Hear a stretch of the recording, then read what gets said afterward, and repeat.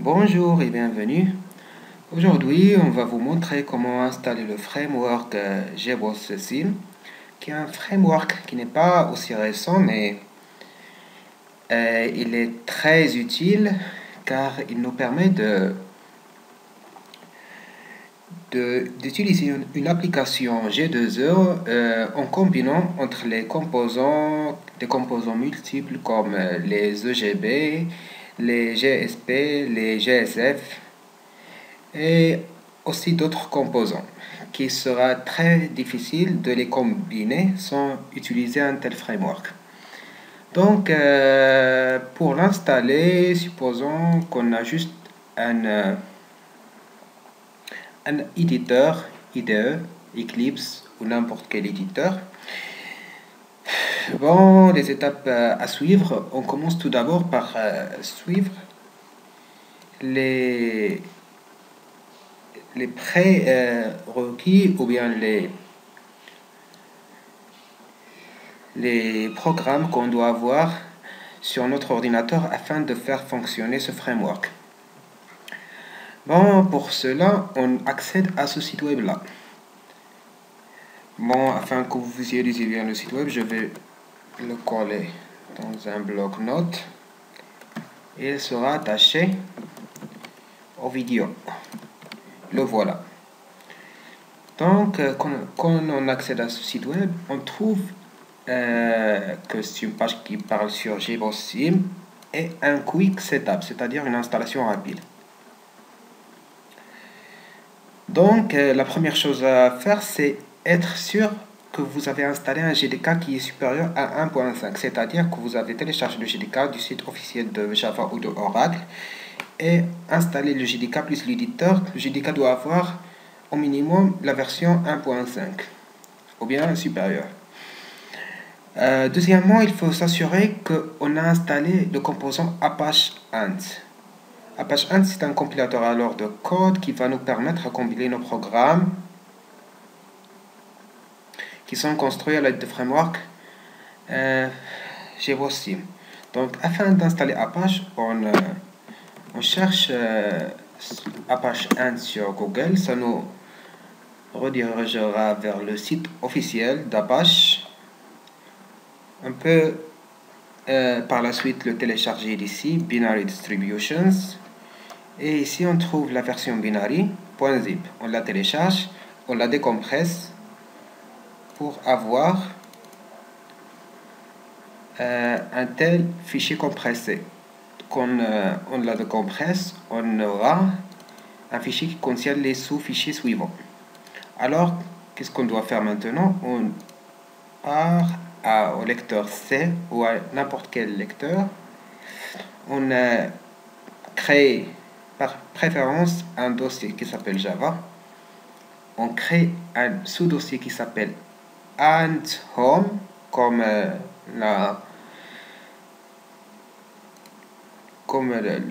l'écriture ici. Et au-dedans de ce dossier, on copie ce qui a été obtenu du fichier qu'on a téléchargé Apache Ant. On copie tous les fichiers qui sont dedans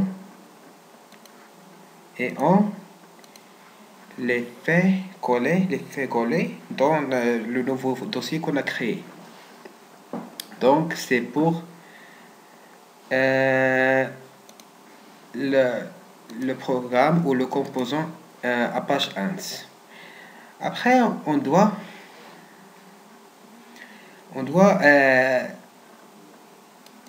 configurer le variable d'environnement Java Home afin qu'il pointe vers le GDK approprié.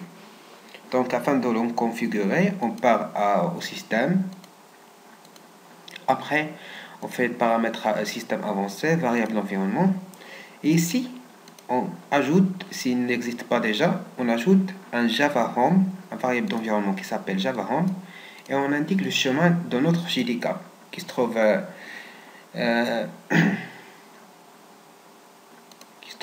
dans le dossier Java qu'on a déjà installé dans Program Files. On sauvegarde. On doit ajouter aussi le variable d'environnement AntHome qui pointe vers le dossier qu'on a créé avant AntHome. Et aussi, on doit ajouter le variable d'environnement Java GRE qui pointe vers le GRE. Dans ce vidéo, j'ai utilisé GRE6 car il est compatible avec la version du serveur web que je vais utiliser par la suite. Il faut s'assurer de la compatibilité des versions car il fait plusieurs erreurs si les versions ne sont pas compatibles. Donc après fixer le variable d'environnement, on passe à la troisième étape, on doit installer Eclipse. Donc je l'ai déjà installé, voici Eclipse, n'importe quelle version d'Eclipse, Luna, Kepler, il y en a plusieurs versions. Après on installe TestNG. TestNG c'est quoi? C'est un plugin qui s'ajoute à Eclipse afin de nous permettre de faire des tests et de s'assurer de debugging et de s'assurer de la compilation de nos applications web basées sur le framework Theme Framework. Afin d'installer TestGN, on va ici, on copie ce lien-là, on fait un copier, on part à Eclipse, Help, Install New Software, on le fait coller ici le lien, il va nous donner ici le composant, on le coche. Ici, je l'ai déjà installé avant, mais s'il n'était pas installé, il va nous donner la possibilité de suivre l'installation jusqu'à le composant soit installé. Il prend un peu de temps car il se télécharge. Quatrièmement, on installe une base de données MySQL. La base de données MySQL, bien sûr, vous pouvez juste installer un serveur sur votre machine, un serveur local à l'aide de WebServer. Il offre plusieurs services ainsi que le service de MySQL.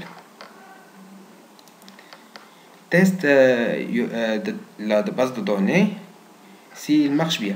Afin de tester la base de données, il suffit d'accéder à PHPMyAdmin, le gestionnaire de base de données offert par WebServer.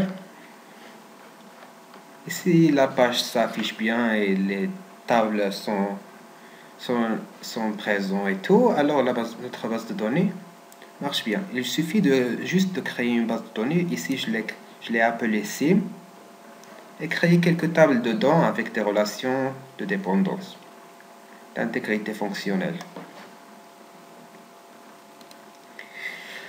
Bon, après, on télécharge le driver JDBC. Il est disponible sur le site MySQL. Vous n'avez juste qu'à taper driver MySQL pour Java et il va vous présenter la page MySQL où on peut le télécharger. Et quand on va le télécharger, on va juste, il sera un fichier comme cela d'une extension .jar qui est à peu près de 800K kilooctets. Et on doit le coller dans le dossier qu'on a créé avant et dans lequel on a placé notre dossier à Home. Alors on place juste à côté. L'étape après, c'est installer SQL, c'est déjà fait avec WebServer. Après, on doit télécharger le serveur d'application GBoss. Normalement, je dis avant qu'il y a plusieurs versions, on doit s'assurer de la compatibilité des versions. C'est pourquoi on voit sur Internet quelles sont les versions qui sont compatibles les unes avec les autres.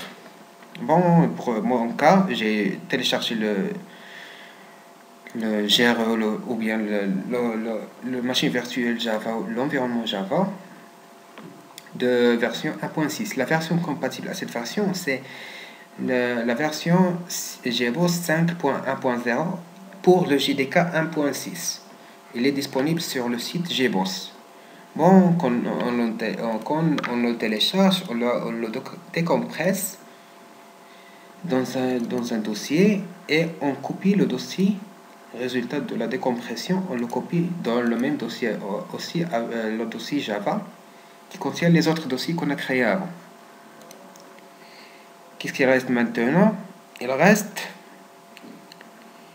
de tester si notre serveur marche bien. Afin de tester si notre serveur marche bien, qu'on a juste téléchargé, on part sur le dossier qu'on a créé, qu'on a collé, GBoss 5.1.0GA. On part à bin et on fait un run.bat.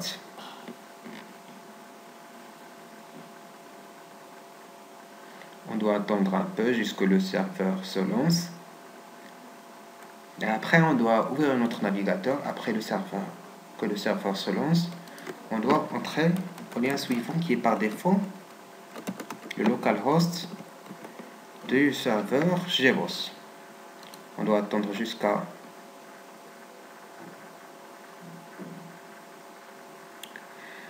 le démarrage du serveur se termine.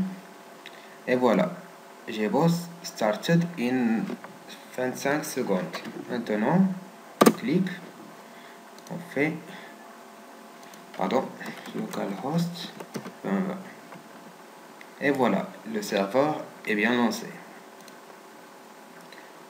Il nous reste maintenant de télécharger le dossier qui contient le framework SIM, les fichiers sources du framework SIM qui sont nécessaires comme base afin de créer nos applications. Ce package qu'on va télécharger du site officiel de GBoss SIM contient aussi une petite application qui s'appelle SimGen.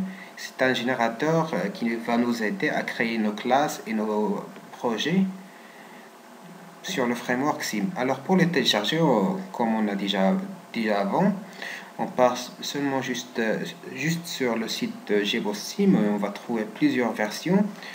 Pour mon cas, j'ai téléchargé la version 2.2.1 qui est compatible avec les deux composants que j'ai déjà parlé à propos, qui sont le Java GR 1.6 et le GBoss 5.1.0GA pour le JDK6. Donc, comme ce que j'ai fait avec les autres composants, on va copier GBoss SIM et le coller dans le même dossier. Alors, avec les autres composants. Maintenant, on a presque toutes nos composants. Il nous reste juste de faire quelques modifications sur les variables d'environnement par variable d'environnement. On vient ici, on part au path, on cherche le variable système nommé path et on le modifie en ajoutant à la fin le lien suivant qui est le dossier bin qui se trouve dans le répertoire ANSHOME qu'on a déjà créé dans le dossier Java, et on doit ajouter le lien pour le GRE6 ou bien le Java Runtime Environment qu'on a installé avant. Ça y est, c'est tout. On valide.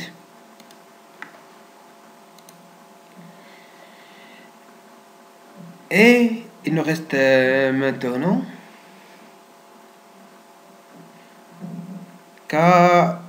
bon, je m'excuse, j'ai oublié d'ajouter GBoss, le dossier GBoss aux variables d'environnement. On doit le faire aussi. Donc, on revient au même endroit. C'est pas, j'essaie d'ici, oui. Par ici, on fait une petite modification. Et le voilà. Non.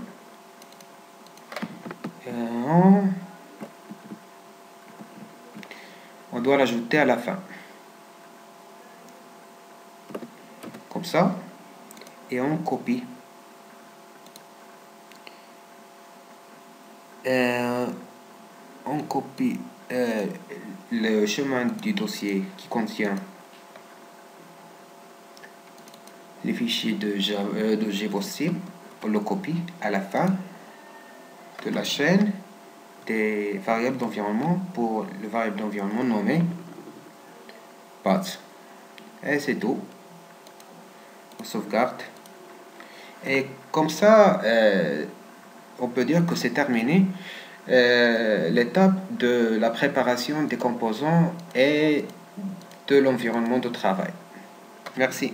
On se retrouve dans le vidéo prochain afin de vous expliquer comment préparer votre application G2E basée sur le framework Java aussi. Merci.